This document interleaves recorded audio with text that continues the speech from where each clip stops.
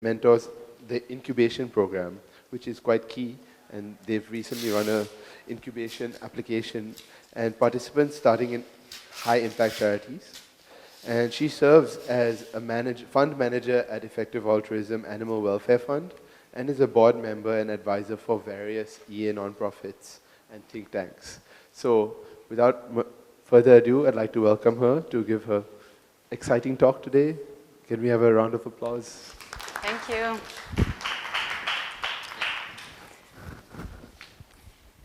So we are all here because your career, talent, and time are some of the most valuable resources you have to help to improve the world. Can you imagine the impact you can have by starting a whole new organization? The purpose of this talk is to give you the opportunity to really consider if founding a charity is for you. So first, before we get going into that, if you could take 30 seconds to just write down the biggest uncertainties you have about that career path. I'll just give you some time and let you know when it's over.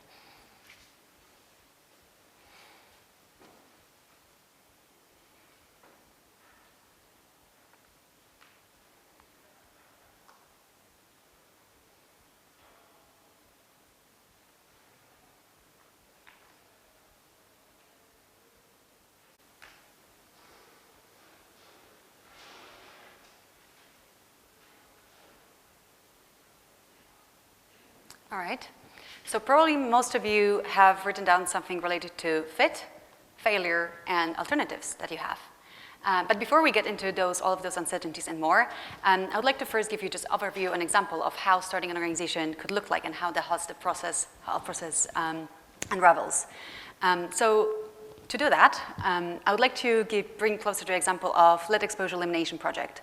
The story here is that about 2.5 years ago, the research team at Charity Entrepreneurship identified lead poisoning as a pressing and under-resourced problem. In short, lead is a highly toxic compound. It not only affects health, but also affects and slows down cognitive development in children if they're exposed to lead, which means that it affects their long-term income. And because something like this is happening on the population level of the whole country, it's something that also affects economic growth of the whole country.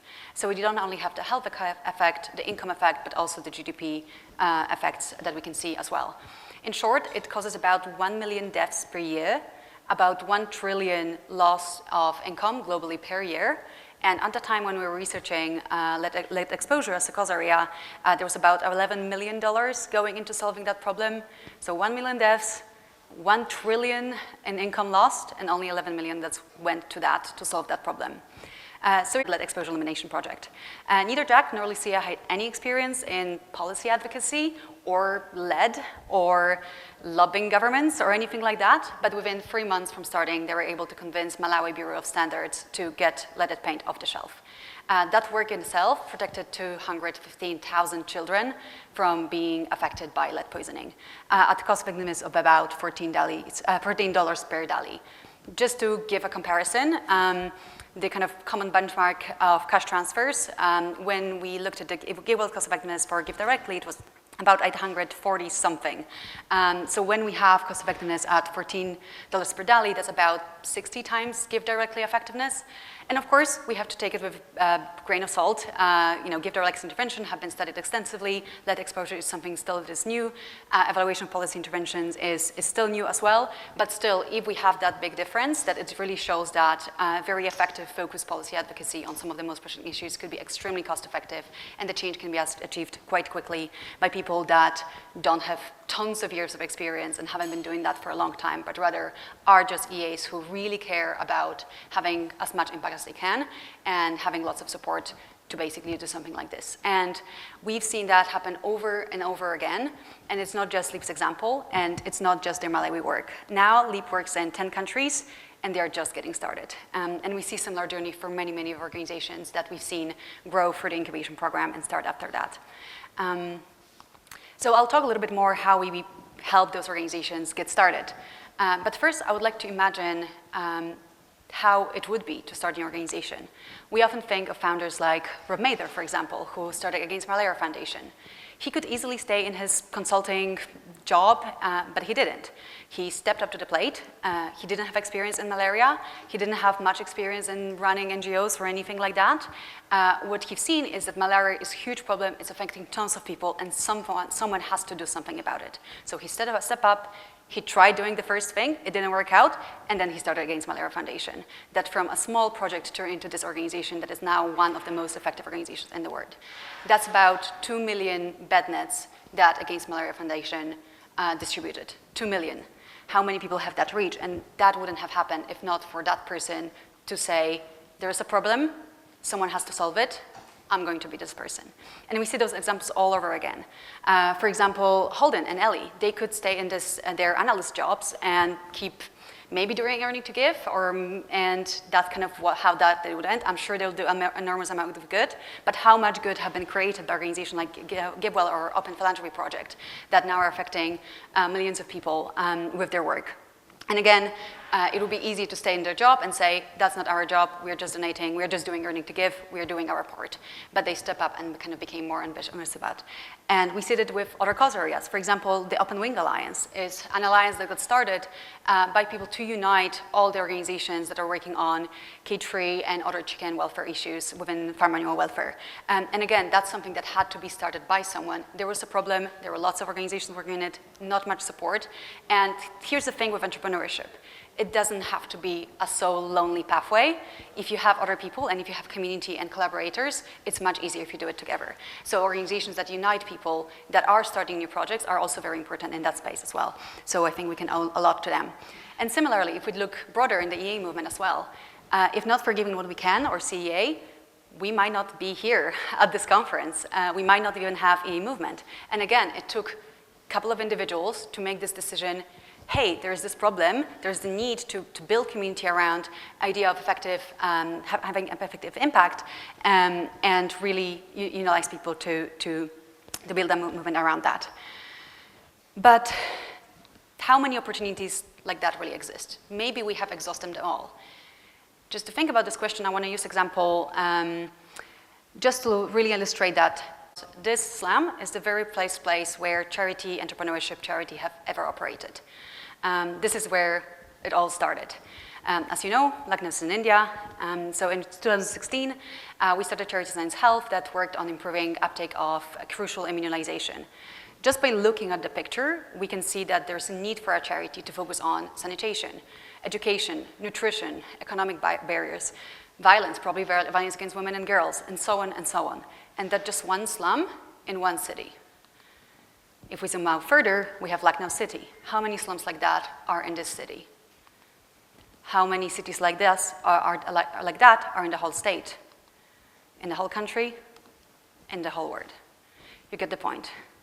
And it's not just geographic areas that are still neglected. It's also cause areas that are important that are not being addressed with effective work. And all of that is just waiting for someone to step up to the plate and say, I'm going to do this, I'm going to solve that problem. We've seen enormous changes globally and in well-being. We see that inequality of life years is going down. All countries, we can see that not only people are getting healthier, but also the gap between people who are the luckiest and luckiest one is also decreasing. We see child mortality going down on all income levels. We see the whole burden of disease by all age group going down as well. Everyone from infant to an elderly is getting healthier. But there are some areas where the situation is quite different. For example, here we see number of farmed animals alive at any time globally. It's quite the opposite trend. Or if we look from deaths from major world events in millions, we can see that even one pandemic, like for example smallpox, could wipe out a lot of efforts that have been made to improve people's health. Smallpox itself, Spanish flu affected 50 million people that died due to that. So we can see that one biosecurity event could really wipe the progress that we've made on health issues. And even the things that look like they're getting better, like for example, rates of smoking, we can see that in high-income countries, rates of smoking are in decline. However, in low-middle-income countries, there's more and more deaths from tobacco, caused by tobacco and smoking. So even though, and that's because the population is growing as well. So even if the rates is improving, because we have more and more people, more of them are affected by that industry and that harm as well. So we still see that there are lots of gaps that are not being addressed. The good thing is that where enormous gaps exist, there are also enormous opportunities to have impact. And I want to talk today about how starting a new organization could be one of the most effective way one can address those gaps and solve those problems. So I would like to first start with speaking why it's neglected. Charity entrepreneurship or nonprofit entrepreneurship is just not very salient career path. Like when people think about entrepreneurship, they may think about for-profit entrepreneurship. That's kind of the usual thing.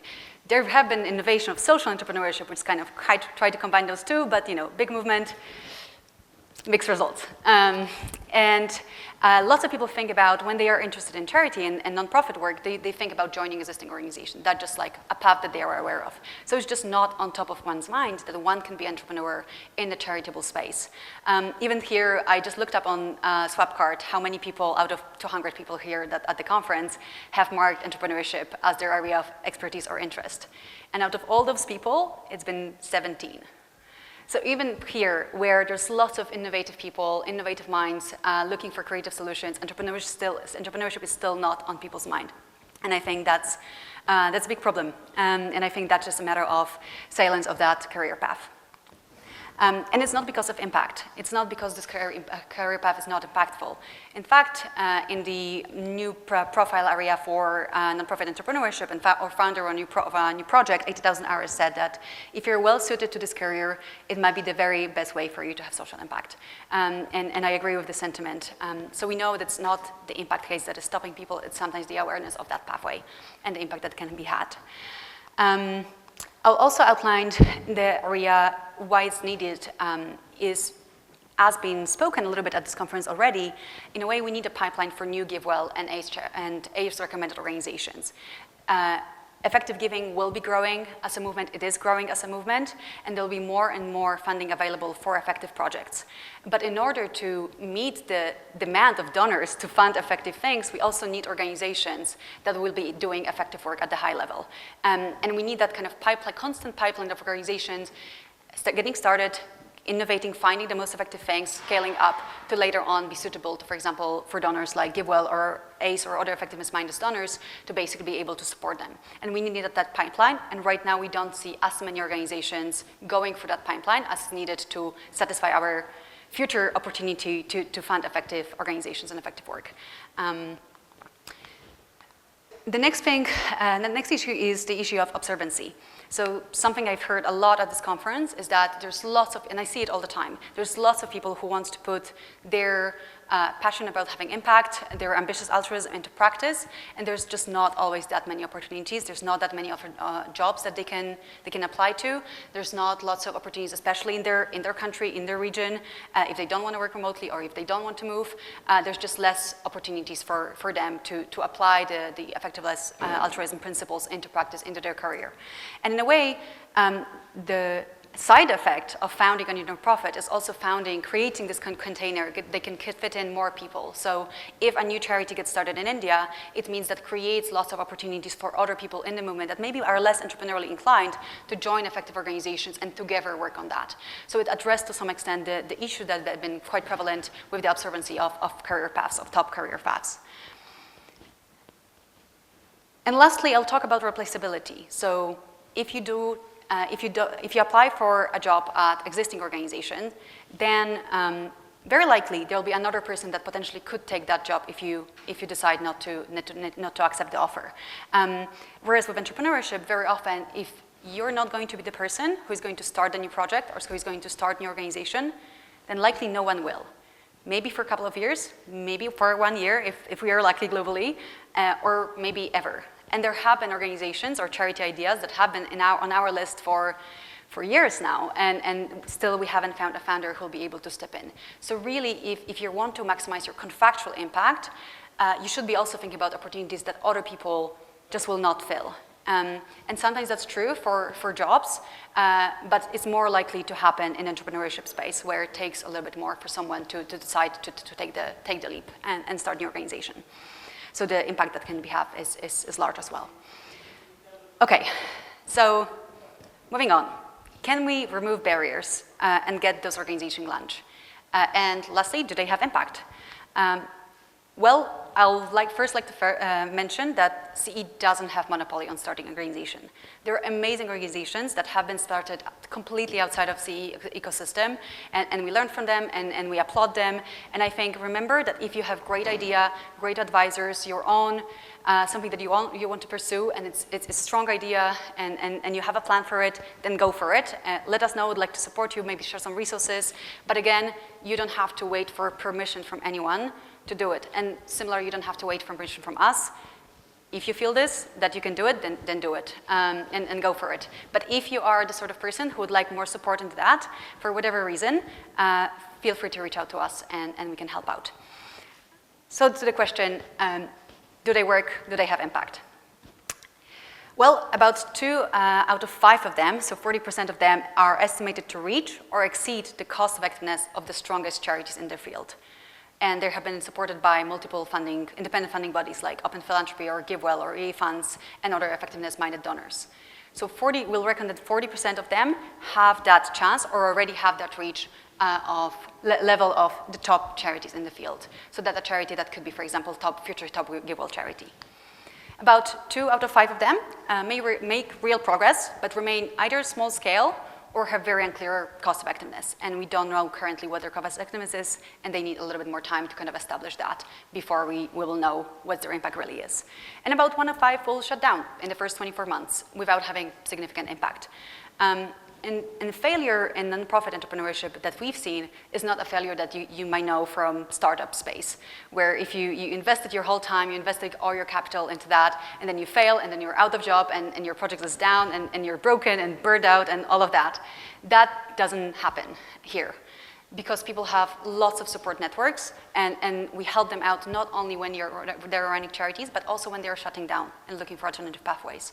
So helping out with making a plan B, connecting with them with job opportunities, coaching them a little bit more, finding the best opportunities for them, and sometimes coming back, encouraging them to come back to the program and take another shot, because there are sometimes accidents and independent factors that affect their effectiveness. Like, for example, when COVID happened, that affected some of the organizations we incubated, and those funders have taken another shot and started affecting organizations that are doing much better than they were doing at the time. So that's also a pathway available for people as well. And more specifically about track record, in the last 5 years, we launched 23 charities in a range of cause areas: global health and development, farm animal welfare, mental health, EA Meta as well, and family planning. It's worth taking a look. Maybe you recognize some of them and just haven't realized they've been incubated by CE, or maybe you know some of them. For example, you talked with them at this conference. Those charities received about 2.5 million seed funding from CE and our seed funding network, and gone to raise about $20 million themselves for their activities and for the scale up of the work. And between them, they reached about 200 million animals and about 10 million people. And that number is growing with every organization and with every year they've been existing. But there are impact benefits that we've been talking about, but there are other aspects and other benefits that are affecting that. So for example, skill building. You'll learn that lots of people that start a charity haven't had much experience. Maybe they're just finished their undergraduate degree and didn't have really lots of work experience. And a bit of monitoring and evaluation, operations, that all of basically will help you test out what you're really good at and teach you what you're not best at, and help you grow in the area that you want to grow. And you can hire for those area that you're not perfect at. I am absolutely terrible at operations. That's why we have the best directors of operations, the best operations team, because you don't have to know everything and you don't have to have the skills and everything. Other effects could be inspiration. And here, I'm not just talking about inspiring other people to do a similar thing, although that's a very big aspect as well. There are 2 major sources where we find the best entrepreneurs that joined our program. First of all, are EAGs and EAGx's. So, we wouldn't be here if we didn't think that one of you here could be a person who would start the next amazing charity. That's why we are here, so I believe that that's the case here as well. And second of all, there's inspirations related to almost like inspiring effectiveness in the whole cause area. So every organization that joins in in a way, and it's doing super effective work, super cost-effective work, raises the bar for all the other organizations. Because obviously, if you have effectiveness-minded donors, they want to fund the most effective thing. And if you're coming in and providing, here, this is my charity, this is its cost-effectiveness, it's that effective, they see, oh, okay, that's possible, I'm going to have to raise my bar. And that's kind of, in a way, inspires other organizations to raise bar as well, potentially affecting kind of cost-effectiveness of the whole cause area, or at least the field that they're working in it. And of course, there are lots of other benefits that I won't be getting into, but feel free to ask questions in the Q&A section about any of those, or feel free to chat to me as well. Okay, so sounds great, right? Why not? Why you shouldn't be doing that? Why it might be a good idea, bad idea? Well, it's certainly challenging, and it's not for everyone. Our best estimate is that if you can't, the first reason to not do it is that you can have impact somehow else, and that impact will be larger. So for example, just for comparison, we estimated what would be the amount of donations provided to top giveaway charities that would be equivalent to starting an organization. And that's about $200,000, $300,000 donated per year. So if you can donate that amount per year to top giveaway charities, that's probably a better option for you to pursue. That's probably more impactful thing. So that's kind of like just rough comparison for you to have. That might be first reason you can have impact with something like this otherwise. Second of all, you have a better idea. As I mentioned, we don't have monopoly on the best ideas. We don't have monopoly on starting charities. So maybe you have particular advantage or edge and expertise in a given area that you know have been highly prioritized and is one of the largest problems, and you have idea how to solve it. Go for it.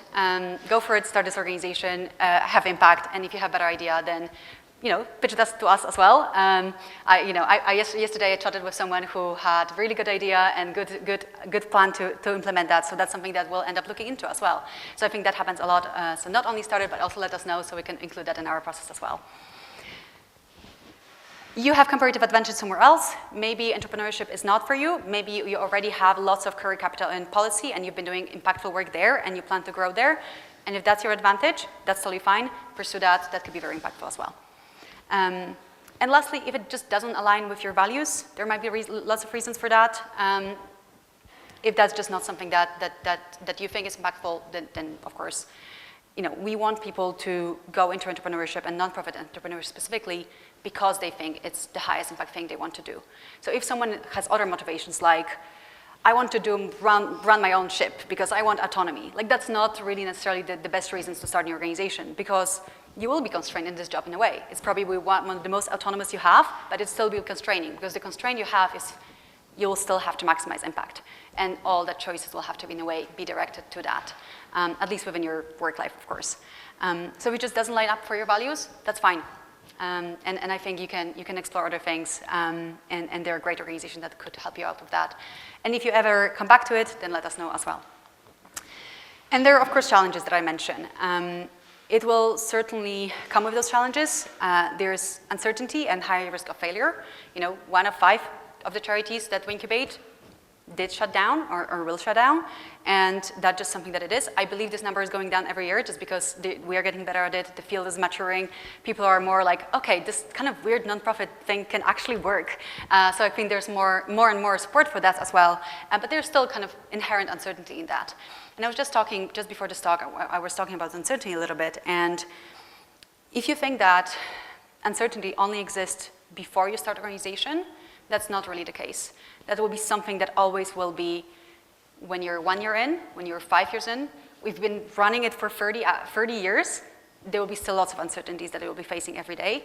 So it's just not a matter of gaining confidence. It's also gaining a skill of dealing with uncertainty, because that's something that will be present. And that's something that you'll have to learn to adapt to, and not only accept and kind of persist through that, but actually not be affected at all, or quite the opposite, be energized. Be energized by the unknown, be energized by the uncertainty, by the kind of what is awaiting, and by the challenges that await you. There could be some financial limitations. The early days, there's a seed grant that helps people out to not have to worry about fundraising for at least a year. But of course, there might be still just financial limitations or just anxieties that you might have about that. Or work-life balance might, at the beginning especially, be more on the kind of work side than on the work-life balance side. And that happens, and it doesn't always have to persist either, and it doesn't have to be from the very beginning. So in a way, it's your choice how you're balancing those things out.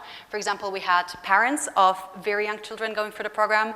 We have people who given birth literally a couple of days after the program. So you can have your life, you can have your personal life and pursue that and have wholesome life by still pursuing entrepreneurship. But sometimes you might choose to kind of prioritize work because you'll be just excited about the project that you're working on. And that certainly happened to me and has happened to other people as well. Now I have a little bit more balanced, but just something to be aware of course, as well. And unglamorous work, it's not all, I don't know, giving talks about cool stuff that you really love. I spend majority of my time on meetings or Google Docs, and that's just how it looks like, me at my desk and my computer, and nothing looks like it's happening. There'll be occasional amazing thing that happens, and that just covers a lot, but it's not all going to be always fun and exciting things. All right, so that's about the challenges of that. But if they don't scare you, or if they seem challenging, but you think that with the support network, you can overcome them, or they can't be a problem for you, I think that could be a great thing to try out. So what are the barriers? What are the uncertainties? The first one, it's related to quality idea. This one translates to real impact, and that's underlying the impact that organizations have. You might be a fantastic co-founder, have amazingly smooth operations, but if you just are not doing the right idea, it's just not going to have impact. So that's something that is one of the barriers. And I'll later on say how we can help out with that. Similarly, complementary co-founders, again, it doesn't have to be solo and diverse, but often it's quite hard to find complementary co-founder. Skills, knowledge, legal, admin, network, all of that could be a barrier to people as well. And lastly, funding is something that people are concerned about. Okay, so what is Charity Entrepreneurship Incubation Program? And how it helps to overcome all of those barriers. Our mission is for more high-impact charities to exist in the world. And in short, the process looks like this: research, incubation program, and then community support. So the research is the part where we are having the whole research team dedicated to finding the very best charity ideas. Because again, you might be a great founder, but you might just not be a great researcher that will be able to do intervention prioritization and cause area prioritization research. That just might be not something that you have skills in. That's why you have the whole research team that spend thousands of hours researching things across cause areas to find the best charity ideas. Later on, we recruit founders that will join our incubation program. That is a 2-month program where we provide the trainings, the skills, the networks, and also practical experience and practical guides of how to do those things and turn them into from theory to actual practice. And I'll later say that it's something that you jump to immediately. At the very end of the program, you get provided with seed grant, and later on, of course, the whole community. And I think when people are joining the program, they think the most valuable thing will be the funding. That's kind of what I'm here for. And they are at the end of the program is yeah, screw funding. I don't need that money. As long as I have my great co-founder, I got the training, and now I have a community of people who supports me in that. And that's just something that's cannot compare to the seed grant amount that you can get. And that's something that people really, really value. And I think that's a great part of that as well. So in very short, our research funnel, we start with literally hundreds or maybe 1,000 ideas per cause areas, and we successfully get them down. There are a couple of principles that we follow in our research process, but all of that is to get finding this one top charity idea. So here's illustration of estimates of cost effectiveness of different organizations. We can really see that those top ones are much, much better than average charity. So it really does take some skills to find that top charity idea. There are a couple of principles that we follow. We are doing systematic research, so looking at all potential ideas, evaluating with them with similar criteria to really compare them. Iterative depth, we look into a lot of ideas very shallowly, and with every stage of the research process, we go deeper and deeper. So at the very end, we spend 80, 100 hours into looking into just maybe 10 of ideas that look the best from all the stages of the process. Cluster approach, we use different methodologies. We're not just estimating cost effectiveness, we look into evidence, we look into logistical factors. All of that is taken into account as well. Empiricism, we base a strong base in evidence, or intuition, or individual views, or theoretical argument for why that might be the case. And lastly, skepticism. We're trying to anticipate path to failure and cut the ideas that just not meeting the very highest bar, which historically, on average, we're aiming for ideas that at least have the potential to be 5 times more cost-effective than IMF against malaria foundation. And that's kind of the minimal bar, and we're just aiming higher from there. I won't be getting into the details of the research process, but if someone is curious about that, we have a research process published from all years on our website transparently, so you can just look it up. And if you have your ideas and you just want to run it through our process, we have all the materials available, so you can just do it with your own idea as well, or you can send it to us and we can run it as well. So here are the ideas that we hope to incubate this year. Road traffic safety, tobacco taxation, banning usage of live bait, and banning low welfare imports. And lastly, fish welfare in the Philippines. This is an organization that we hope to incubate the very next program that's happening in February, March 2023. The next program will be happening in July, August in 2023, and that one will be focused on biosecurity and large-scale global health charities as well. So, incubation program, how does it look like? Well, here are some of the recruits that take part in the program. A happy bunch, they enjoyed it. And in short, the incubation program, first of all, it offers the stipends, so financial limitations are not something that is stopping anyone. And we are not only providing stipends for people during the incubation program, but also before it and after. So they really have that buffer and that kind of reduces the financial limitations that sometimes might hold people back from trying entrepreneurship. As I mentioned, it's 7 weeks, usually online with 1 or 2 weeks in person where we all get together to meet each other and meet your co-founders. It has the element of the community, not only with your cohort, but with all the cohorts previously and all the charities. And we see a charity focus on family planning that started 2 years ago, getting advice from fish charity that started in the very first year. So it doesn't have to be limited to your cause areas. It's kind of all interchangeable, and we are learning from each other a lot. Legal, admin, bookkeeping, support, templates, all of that, we also help out so you don't have to have that knowledge or skills already. We can provide you with that. And lastly, seed funding network. That's something that we created to make it a little bit easier for organizations to start fundraising as well, and also for the community support, for funding community to support early stage organizations.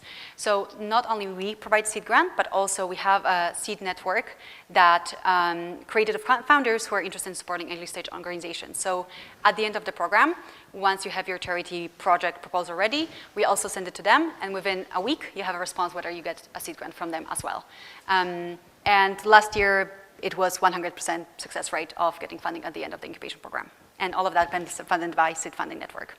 Later on, those donors often become the donors, long-term donors of those organizations and support them along the way. So it makes it a little bit easier for you to not have to, fundraise for someone unknown the very first time you're fundraising. The program starts even before the official incubation program, and we started with a book club to ease you into that. We go through, we've written a handbook on how to launch high impact nonprofit that has all the basic information about it, mainly focus on decision making, because that's what really is going to be very important outside of charity idea, is what decision you'll be making along the way. And to make it a little bit easier on the program, we kind of provide you this knowledge a little bit ahead of time as well. So how does the first day look like? Usually how it happens, it's like you join in, you maybe go into like Zoom icebreakers, get to know each other, chat with people. That's the kind of first day. And we do it a little bit differently, so don't be surprised. The very first day, Monday morning, you get an email. Here's 10 projects you're going to do this week, and this is 10 people that you're going to do those projects with. Go.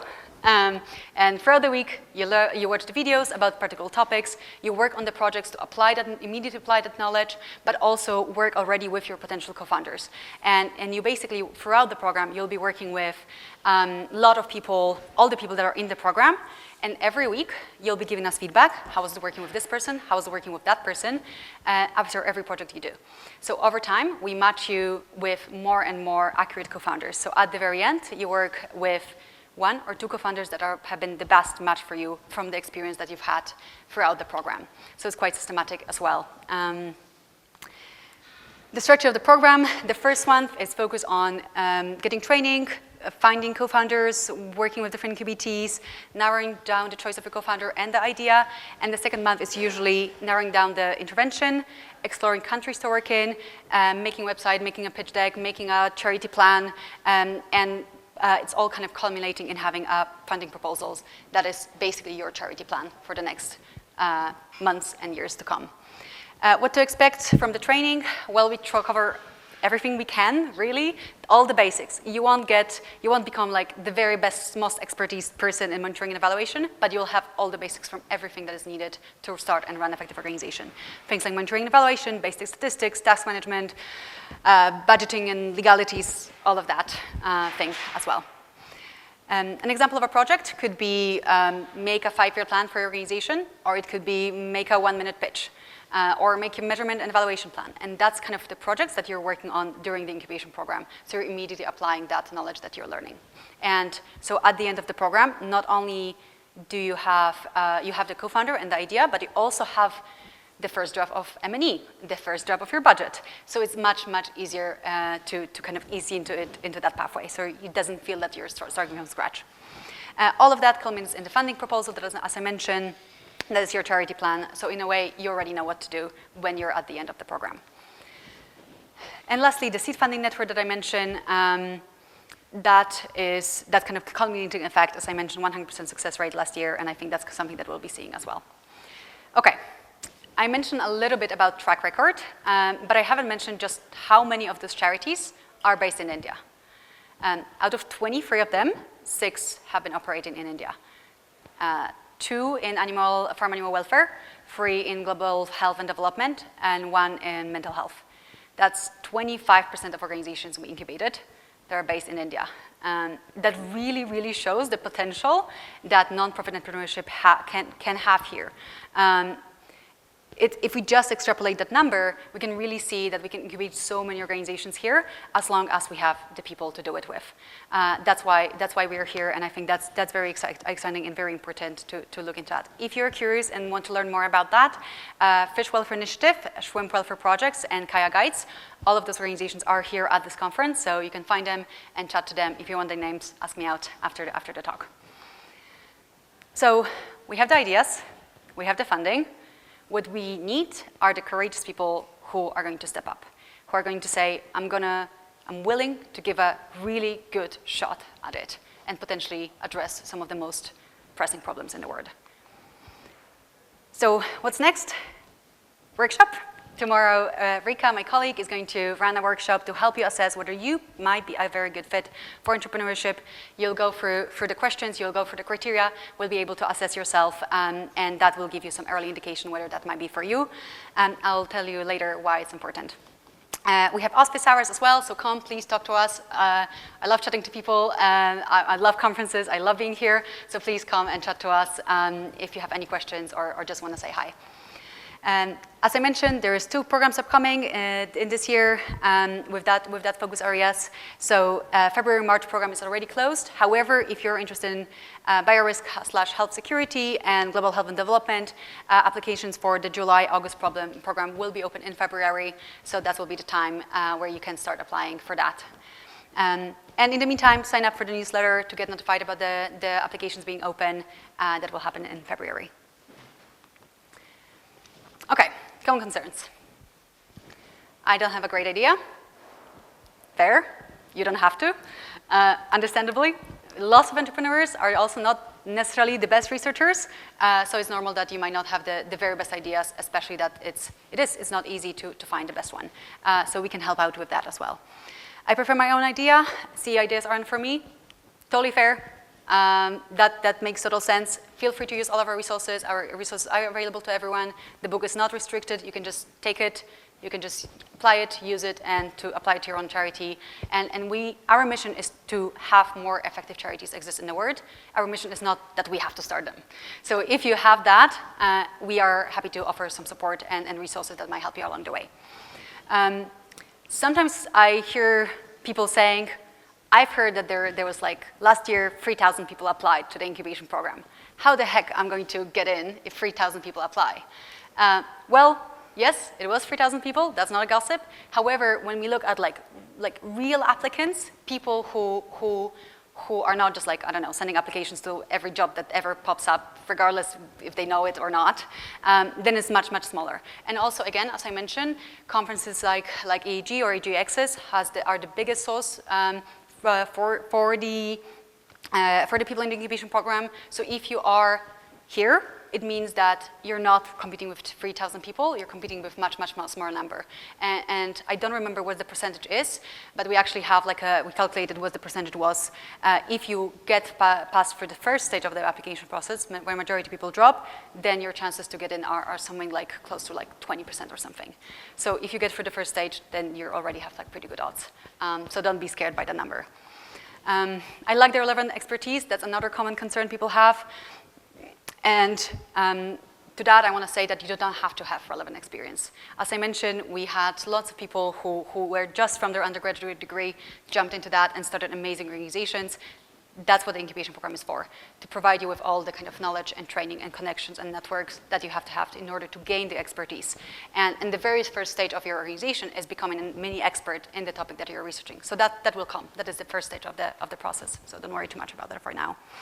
It's risky. I might fail.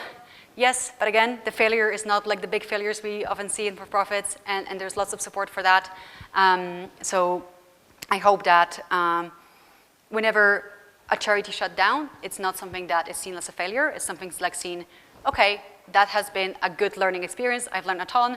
Maybe the charity will write down the lessons learned and kind of do post-mortem assessment, let other people learn from it, learn themselves, and then try again or try something different that will support them with. I'm too young, I'm too old, specialized, too far away. All of that is, some of them are more legitimate concerns than others, but to all of them, with the age thing, we had 18 years old in the program, we had 60-something in the program, and that was in the same cohort. So age really doesn't matter. Similarly, expertise or specialization, it's not something that we select for. We look for potential in people and not what they have right now, and what they've been have opportunities to try in the past, but whether do they have potential, and that's what really we're getting at when we're looking for people to start new organizations. Far away, again, we have people from all around the world. It means sometimes the times on their incubation program are a nightmare, but when they're running organization, they make decisions where they want to be based in. If that's in India, they stay in India. If that's in the UK, they stay in UK. And they also, when they're selecting co-founders and when we're helping them out, that's something that we also kind of help them as well. So that's not something that is something that will stop people from that, and I don't think that geographical limitation should be a barrier as well. I don't know if I'm a good fit. Fair, ask Rika tomorrow. She'll help you out. And at the workshop, you'll be able to assess fit. And lots of people don't know if they're a good fit. Some of the people that, the most effective, the most amazing entrepreneurs we've had, just didn't think that they will even get into the program, not even start effective organization. So it's sometimes not, you might not have the best calibration whether you're best fit, but there's so many things that stop us. Confidence or imposter syndrome or the background, and all of that can make us underestimate our abilities in that. So look for empirical evidence and validate that hypothesis that you're not the right fit. That's another hypothesis that can be empirically validated. We're testing our hypothesis and changing our mind, so that's another thing that you can change your mind about. I'm not ready. Again, you don't have to be ready. That's what the program is for. That's what we're preparing it for you, so you don't have to be ready now. All it matters is that you want to take a shot. You want to give it a try. That's it. That's as much requirement as there is. And lastly, it's a big leap, and I don't know if you're ready to give up. I'm not ready to give up what I have. It doesn't have to be a good leap. Big leap. We had one of the people who joined incubation program also just wasn't sure whether that's something that he wants to do. So he just went to his boss. He had really good career and really good job. He didn't really want to quit. So he just went to his boss and said, hey, there's this program. I want to give it a shot. Can you give me 3 weeks of unpaid leave? And the boss was like, okay. So he took the leave, he joined the program, did 3 weeks of that, really liked it, came back to his boss like, I'm really liking this program. Can I have another month and a half of 3 weeks? Then the boss granted even more and was like, but fine, what did I do? And he joined the program, loved it, found a co-founder, got strong indication that they're gonna get funding and launched an organization, started HIP, and then went to his boss and said, I'm quitting, thank you. So it doesn't have to be immediate jump you're making. It could be step-by-step process. First, you chat to us, maybe, or you just straight apply. When you apply, we help you throughout the pathway to figure out if that's a good fit for you.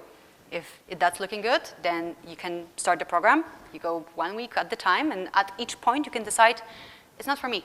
I want to come back where I were, or I want to try different. And there is no obligation that will keep you there, or you have to do this, or have to finish that, or have to start a charity, otherwise I don't know what happened.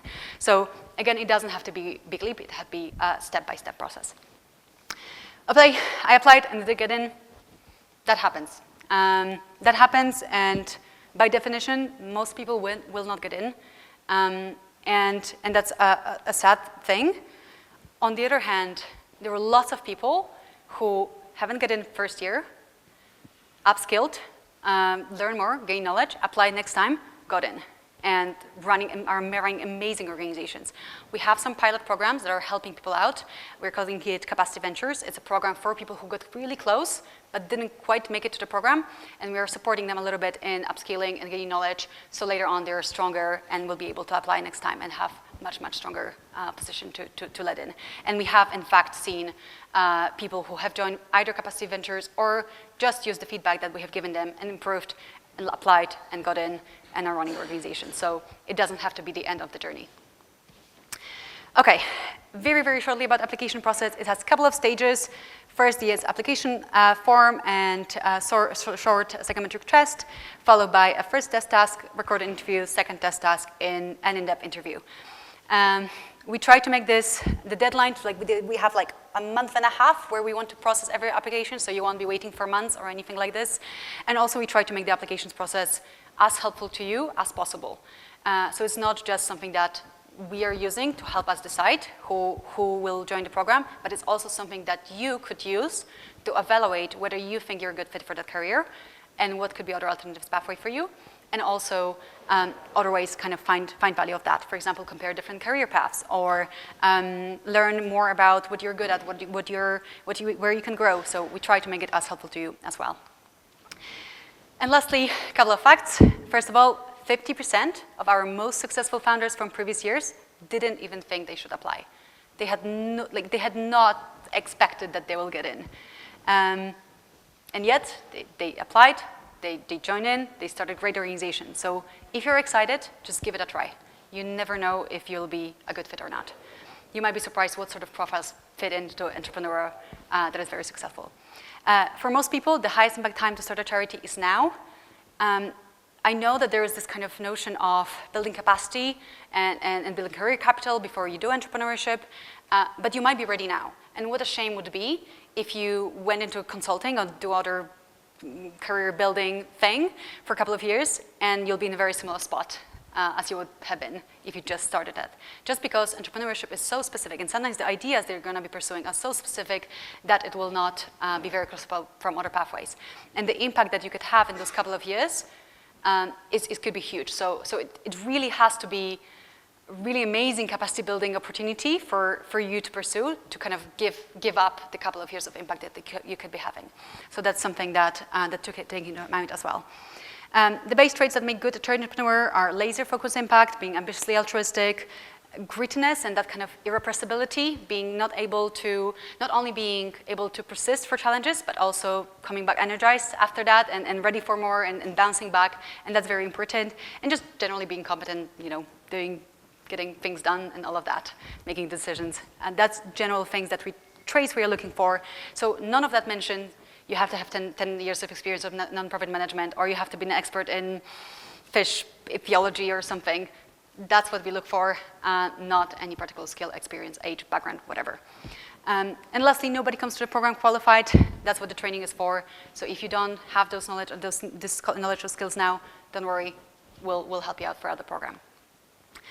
So lastly, to end of that, imagine if Rob Mather haven't started Against Malaria Foundation. Imagine that Ellie Holden haven't started GiveWell, Open Phil, Open Alliance, Giving What We Can, CA, what world we'll be living in, and what impact those people had. Imagine that you could be the next person who'll be on that slide, who I'll be talking about in a couple of years, and imagine the impact you could be having.